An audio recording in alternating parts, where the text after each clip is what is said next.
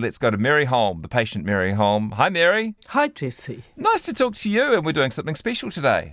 Oh, are we? Yes, I suppose it is. You're sharing your top 10 tips and tricks, Mary. That's pretty special. Oh, okay, yes, and we better get on to it. After writing down my list, which took quite a while to compile, the best 10 tips, I thought perhaps we'd better do 5 today and 5 next time, Yeah, sure. 2 weeks from now, because otherwise there's not a lot of time to think about each one. But so my number one tip would be just be in KiwiSaver. And when I say be in it, I mean contribute as well. There's a huge number of people who are in KiwiSaver who are not contributing for all sorts of reasons, and I appreciate that. But if you can even just put $10 a week in, if you're on a saving suspension, put $10 a week in, and that's still building up towards getting some money from the government. So it's a real pity. It beats any other investment pretty much guaranteed, because there's extra money coming in for most people from the government and from employers. And so it knocks out of whack the relationship between risk and return. Normally in investing, you get higher return if you take more risk. But with KiwiSaver, you get the bumps up the return relative to the risk. So number one is be in KiwiSaver. Yeah. Number 2 out of the 5 today is to get the right risk level. And this is more important than anything else. It's more important than which KiwiSaver provider you're with, or if you're not in KiwiSaver. I'm not just talking about KiwiSaver. I'm talking about people who invest in shares, in rental property, in gold, in crypto, whatever you're investing in. Make sure you've got the right risk level for you. And there are 2 factors in deciding about how risky an investment should be for you. One is how soon you're going to be spending the money. And I had got a letter to my Herald column recently from someone who is thinking of spending the money in the next few months, and it's in a very high risk investment which has gone down, and that's what you don't want to happen. If you're going to be spending the money fairly soon, get your risk level down. And then the other factor is just whether you can tolerate money going up and down. If suddenly your investment's going to halve, and that can happen. It has happened in the past in the share market. Property's not going to halve, but sometimes property takes a bit of a dive, as we've seen recently. Yeah. And particularly when you count inflation into the picture, right? That's right. Yes, yeah. And if you're doing gold or crypto or something like that, they can plunge in value, and you've got to be sure you can cope with that and not bail out when the fall has happened. Yeah. That's what people tend Classic. to do, and it makes the loss real. So we mustn't do that. Now, my third tip is that don't assume success will continue, whether you're in any of these different classes of investment, whether it's property, shares, or bonds, or whatever, or whether we're looking at particular funds or particular providers. In New Zealand and KiwiSaver, there have been some providers who've done really quite well year after year in recent years. But when you look around the world at what's happened to funds, quite often, the ones that have done really well suddenly turn around and do not so well. And so you should, in KiwiSaver, I'd say make sure you look at fees rather than performance, because you can have a bit of an eye on performance and not necessarily invest in a fund that's done really badly lately. But I would suggest you don't go for what's performed particularly well lately, because there's always quite a good chance that just won't continue, which is counterintuitive. And nearly everything else in life, what's done well in the past continues to do well, but it just doesn't happen in investing.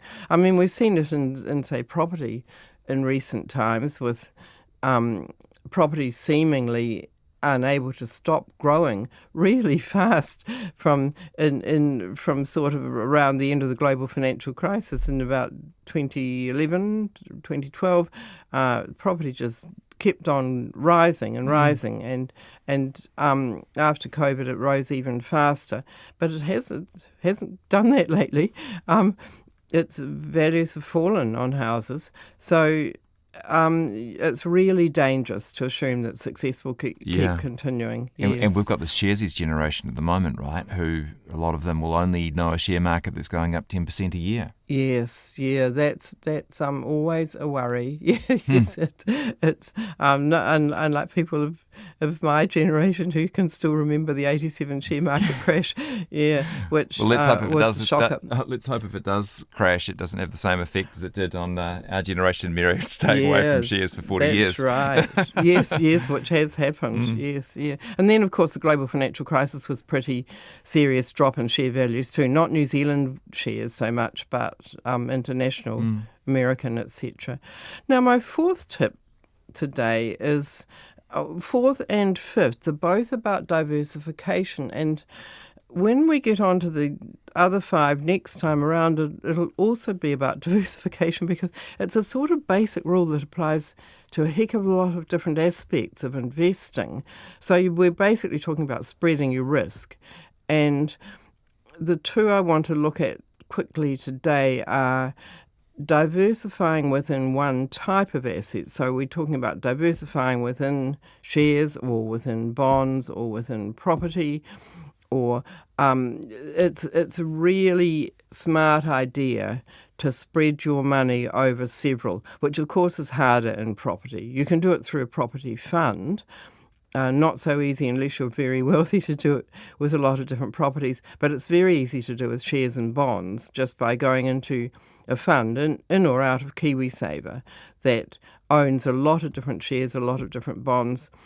I was looking at some data recently on the New Zealand share market, and the majority of New Zealand shares perform worse than average, which doesn't sort of make sense. But it's because the ones that perform better than average perform way better than average.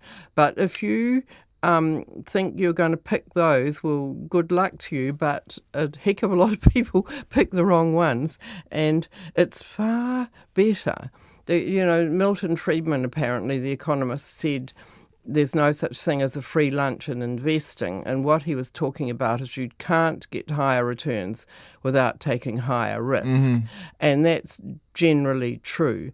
But others have pointed out the one free lunch is the advantage you get from diversifying, so that if you own 10 different shares, the average return on those will be the same as the average return on a single share.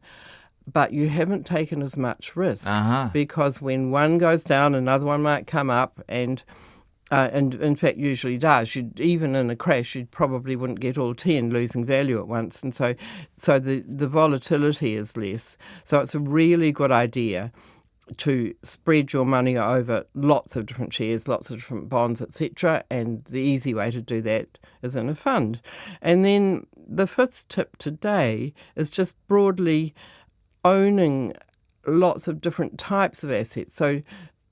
So have some shares, some bonds, some property, and if you want to, some gold, some crypto, a little bit of that as well. But it's really, we do see people who have stuck, generally in New Zealand, it's either all shares or all property.